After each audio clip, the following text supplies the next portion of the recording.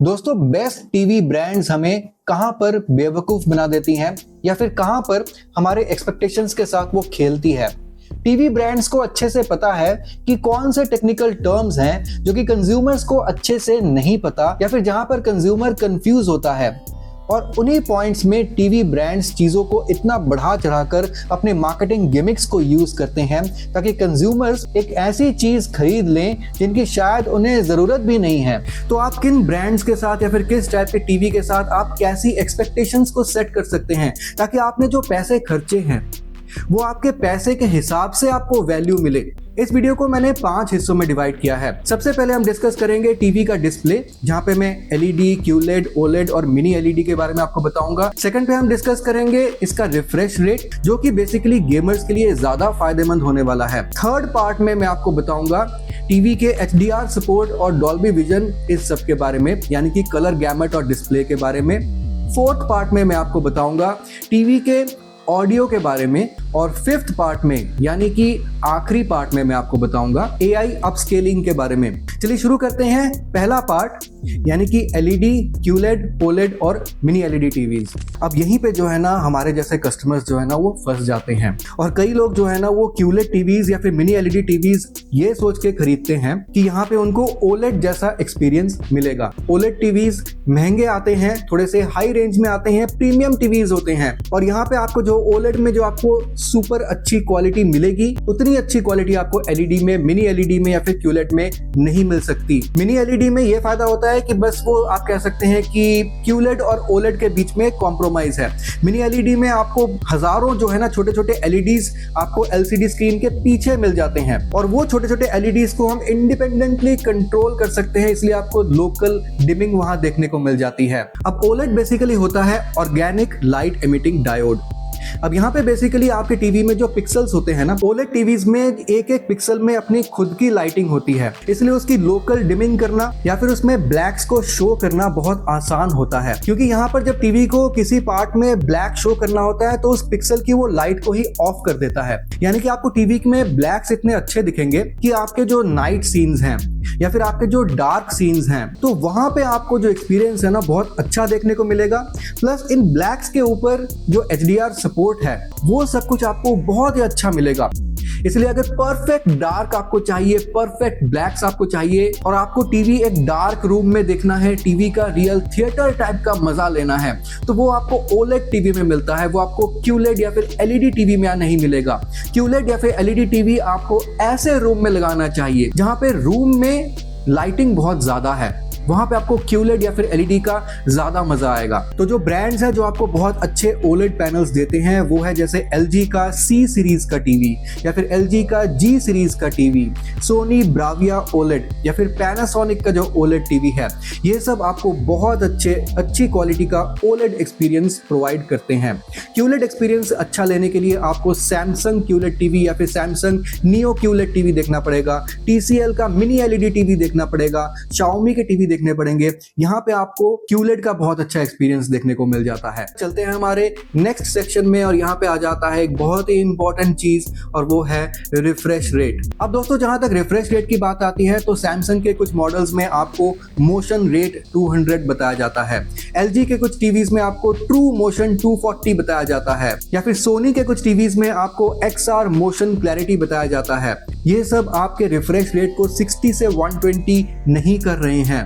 ये सब एक्चुअली कर क्या रहे हैं, ये जो टीवीज हैं ये आपके रिफ्रेश रेट को 60 से 120 नहीं करते हैं, बल्कि सॉफ्टवेयर मोशन स्मूथिंग यूज करते हैं। यानी कि मोशन को स्मूथ एंड जिटर फ्री दिखाने के लिए वो सॉफ्टवेयर को यूज करते हैं, और सॉफ्टवेयर को यूज करके वो मोशन में थोड़ी सी स्मूथनेस लेके आते हैं अपने गेमिंग मोड में। ऐसे टीवीज में आपको गेमिंग मोड देखने को मिल जाएगा, और गेमिंग मोड में जो है रिफ्रेश रेट को ये बेहतर दिखाने की कोशिश करते हैं बाय यूजिंग द सॉफ्टवेयर, जिसमें रिफ्रेश रेट टीवी की जो स्क्रीन की है, जो डिस्प्ले की है, वो बेहतर नहीं होती है, बल्कि सॉफ्टवेयर के थ्रू उसको ढका जाता है, AI के थ्रू उसको जो है ना थोड़ा सा स्मूथ टाइप की फीलिंग दी जाती है। और आपको फील होता है कि इन टीवीज में आपको बेहतर रिफ्रेश रेट मिल रही है, लेकिन ऐसा नहीं है। अगर आपको रियली नेटिव 120 हर्ट्ज का रिफ्रेश रेट चाहिए तो ये आपको बड़े साइज के टीवी में मिलता है। जनरली आपको 43 इंच तक के टीवीज में नहीं मिलता है। रियल 120 हर्ट्ज के जो पैनल हैं वो आपको सोनी ब्रेविया XR सीरीज में मिलेंगे, LG के OLED टीवीज में मिलेंगे, Samsung QLED, neo QLED TVs में आपको मिलेंगे। लेकिन जो बजट टीवीज हैं जैसे कि Xiaomi के, OnePlus के या फिर Realme वगैरह के जो बजट टीवीज हैं, वहां पे आपको रियल 120 हर्ट्ज का native display, native refresh rate आपको नहीं मिलेगा। आपका टीवी में दिखाए गए इमेज को 1 सेकंड में कितनी बार रिफ्रेश करता है, उसे कहा जाता है refresh rate. 60 hertz, 120 hertz, 240 hertz, इस तरीके से।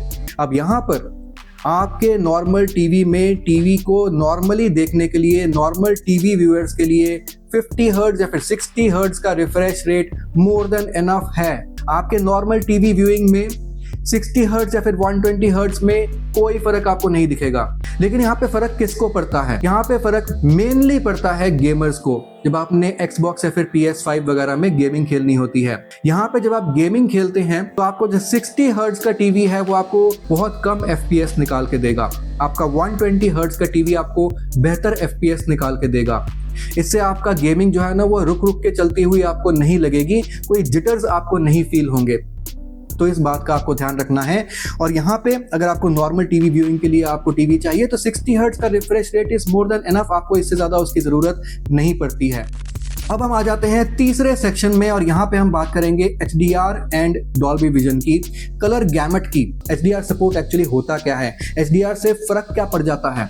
दोस्तों, आपके टीवी में जब भी आप कोई मूवी या फिर कोई भी सीन टीवी में देख रहे हैं, वहां पे कुछ डार्क सीन्स एंड कुछ ब्राइट सीन्स होते हैं। अब यहाँ पर डार्क सीन और ब्राइट सीन के बीच में जो डिफरेंस है वो आपको जितना क्लियरली नजर आएगा वो है आपका HDR सपोर्ट। जितना अच्छा HDR सपोर्ट होगा उतना ही आपका डार्क एंड ब्राइट सीन्स में जो डिफरेंस है वो आपको क्लियरली नजर आएगा। 3 चीजें हमें चाहिए होती हैं, 3 चीजें अगर आपको सही तरीके से डॉल्बी विजन या फिर HDR सपोर्ट वगैरह टीवी में एक्सपीरियंस करना है। नंबर 1, पीक ब्राइटनेस उसकी अच्छी होनी चाहिए। नंबर 2, वाइड कलर गैमेट होना चाहिए, यानी DCI P3 रियली कम से कम 90% होना चाहिए। और वो Xiaomi जैसे टीवी या फिर और भी जो टीवी है DCI P3 बता देते हैं, लेकिन DCI P3 से वो सर्टिफाइड नहीं होते हैं। ऐसा DCI P3 नहीं, प्रूवन सर्टिफाइड DCI P3 कम से कम 90% का कलर गैमेट होना चाहिए। एंड नंबर 3, लोकल डिमिंग उसमें होनी चाहिए। अगर उसका ब्राइटनेस लेवल जो है वो इतना अच्छा नहीं है, DCI P3 जो है 90% कम से कम नहीं है, लोकल डिमिंग उसमें नहीं है, तो फिर HDR सपोर्ट, डॉल्बी विजन वगैरह का ऐसा कुछ भी आपको फर्क देखने को नहीं मिलेगा। Bright scenes and dark scenes में जो डिफरेंस है वो आपको उतना अच्छा देखने को नहीं मिलेगा। यहाँ हमसे गलती कहाँ पे हो जाती है, हम सोचते हैं कि 30,000 की टीवी में हमें जो डॉल्बी विजन मिल रहा है, 80,000 की टीवी में भी हमें वही डॉल्बी विजन मिल रहा होगा। लेकिन Dolby vision is not same in all the TVs. आपको सैमसंग LG का कोई महंगा टीवी है आपको डॉल्बी विजन बता रहा है, और कोई सस्ता कोई बजट टीवी है वो भी आपको डॉल्बी विजन बता रहा है। दोनों में आपको सेम एक्सपीरियंस नहीं मिलेगा। LG, सैमसंग वगैरह के जो महंगे टीवीज हैं वहां पे आपको peak brightness 500 plus 1000 plus nits की देखने को मिलती है। LG, Samsung, Sony. अब यहाँ पे जो बजट टीवीज है जैसे कि Xiaomi, Viu, iFalcon जो कि TCL का ही ब्रांड है, थॉमसन, इन सब में आपको पीक ब्राइटनेस 250 से 350, 400 निट्स तक देखने को मिलती है। लेकिन जो प्रीमियम टीवी ब्रांड्स हैं जैसे कि LG का OLED या फिर सोनी ब्रेविया OLED या फिर सैमसंग नियो QLED, यहाँ पे आपको जो पीक ब्राइटनेस है वो 600 से लेके 1000 प्लस निट्स तक की देखने को मिलती है। तो इन सब टीवीज में आपको डॉल्बी विजन मिलेगा। तो अगर आप सस्ता टीवी ले रहे हैं तो बहुत ज्यादा HDR support, HDR10 plus, Dolby vision वगैरह का आप टेंशन मत लीजिए, आपको मोर और लेस एक ही टाइप की पिक्चर क्वालिटी देखने को मिलेगी। अब चलते हैं हमारे नेक्स्ट सेक्शन में और यहाँ पे आ जाता है टीवी का ऑडियो। अब यहाँ पे स्पीकर जो है ना काफी एक तरीके से आप कह सकते हैं अपनी अपनी अलग अलग चॉइस होती है। किसी को बेस या फिर वो हेवीनेस ज्यादा पसंद है, किसी को बेस बिल्कुल पसंद नहीं होता, ट्रेबल ज्यादा पसंद होता है। टीवी के ऑडियो में टीवीज आपको बताते हैं 20 what speaker, 30 what speaker, 40 what speaker, और हम सोचते हैं कि भैया 40 वॉट स्पीकर है तो 20 वॉट से बेहतर ही होगा, इसको हम खरीद लेते हैं। लेकिन सिर्फ वॉटेज से हम ये नहीं पता लगा सकते हैं कि टीवी का जो साउंड क्वालिटी है वो कितना अच्छा होगा। थोड़ा बहुत आपको आइडिया लग सकता है उसके लाउडनेस के ऊपर कि हाँ, हो सकता है कि जो ज़्यादा वॉटेज का है उसमें लाउडनेस थोड़ी सी ज़्यादा होगी, लेकिन सिर्फ लाउडनेस से ही सब कुछ नहीं होता। लेकिन यहाँ पे और भी काफ़ी चीज़ें हैं जो मैटर करती हैं एक अच्छी साउंड के लिए। अब यहाँ पे टीवी में लगे हुए जो स्पीकर्स हमें मिलते हैं, यहाँ पे किस टाइप के स्पीकर्स हमें देखने को मिलते हैं? एक हमें मिलते हैं बॉक्स टाइप स्पीकर्स, एक हमें मिलते हैं बैफल स्पीकर्स या फिर डाउन फायरिंग स्पीकर्स, एक हमें मिलते हैं फ्रंट फायरिंग स्पीकर्स। तो इस तरह से स्पीकर की जो है ना अलग अलग प्लेसमेंट होती है।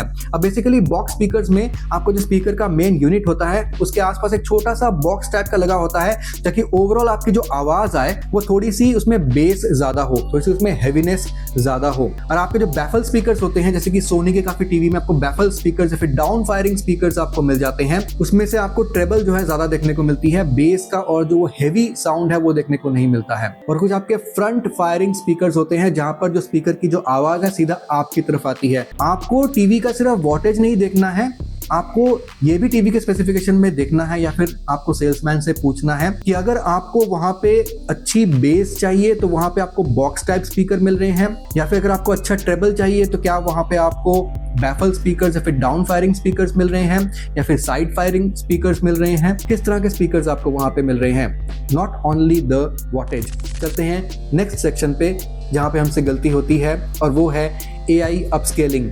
अब यहाँ पे हमसे गलती कहाँ होती है? हमें काफी टीवी के जो ब्रांड्स हैं, जो थोड़े से सस्ते वाले ब्रांड्स हैं, वो हमें बताते हैं कि टीवी में आपको AI अपस्केलिंग मिल जाएगा, यानी कि जो आपका SD या फिर आपका HD कंटेंट है, हाई डेफिनेशन कंटेंट वगैरह है, उसको ये टीवी अपस्केल करके 4K अल्ट्रा HD जैसा आपको दिखाएगा। अब क्या आपको सच में वहां पे 4K अल्ट्रा HD जैसा आपको रेजोल्यूशन देखने को मिलता है आफ्टर AI अपस्केलिंग? आपके 20 से 30 हजार तक के जो टीवी होते हैं वहां पे बेसिकली AI अपस्केलिंग के नाम पे कुछ भी नहीं किया जाता। बेसिकली पिक्सल्स को और स्ट्रेच कर दिया जाता है, उसकी शार्पनेस बढ़ा दी जाती है और उसी को AI अपस्केलिंग बोलकर पेश किया जाता है।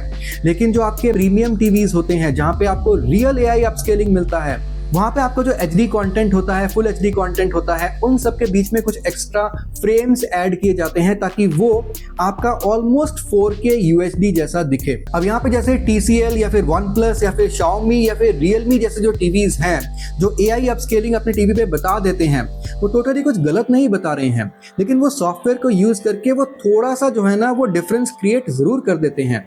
लेकिन आपका अगर रियल AI अपस्केलिंग चाहिए और 4K जैसा आप जो है ना वो HD कंटेंट को देखना चाहते हैं, जहां पे आपको टीवी के अंदर जो प्रोसेसर है सबसे ज्यादा वो मैटर करता है, वो आपको जो प्रोसेसर है वो अच्छा मिलता है।